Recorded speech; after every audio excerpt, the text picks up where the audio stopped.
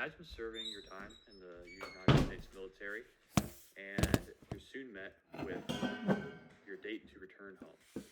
You have no plans to join back to the military or anything of such, but you get hit with the stop loss policy. Today I'm going to break down what the stop loss actually is, how it was used, and the mental and emotional toll it took on United States service members. Key points for today are going to be what stop loss really is, its historical usage throughout our country, and the impact on mental health, as well as its legal status today. What is the stop loss policy? Stop loss is a U.S. military policy that allows the government to extend a service member's active duty beyond their date of contract.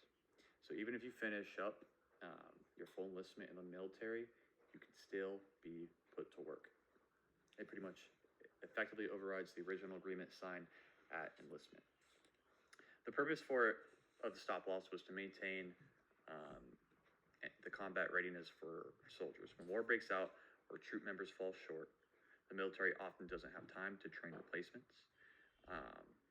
So stop loss allowed experienced soldiers, especially those in key roles, to stay with their unit through full deployments, ensuring military effectiveness during large-scale operations.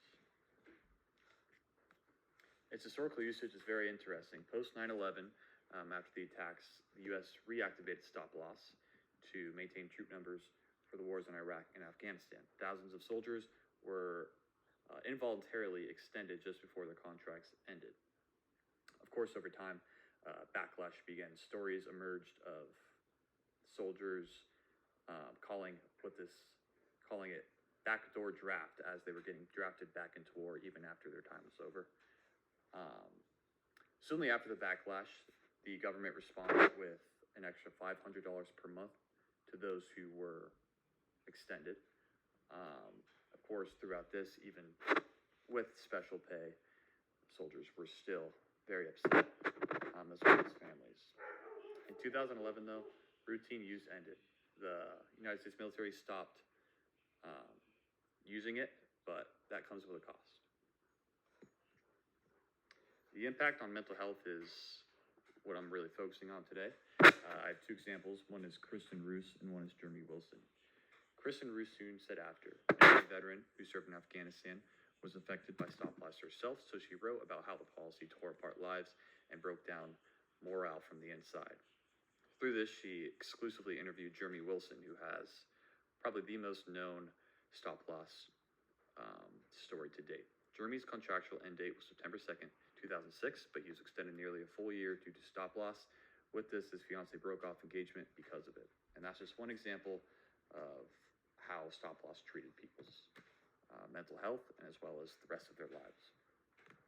Now, the interesting part about stop loss is its legal status. Under Title 110, the U.S. Code of 12305 states that stop loss is not in effect. However, it can be activated at any time.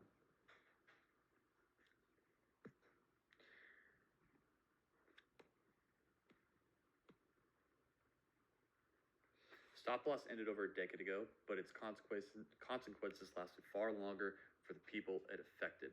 And its return is only one emergency away. It's not ancient history, but it is a legal tool that is still on the table. Many will be affected by this moving on, and keep in mind that this is something that's still active. Thank you guys for my speech. You guys have a good one.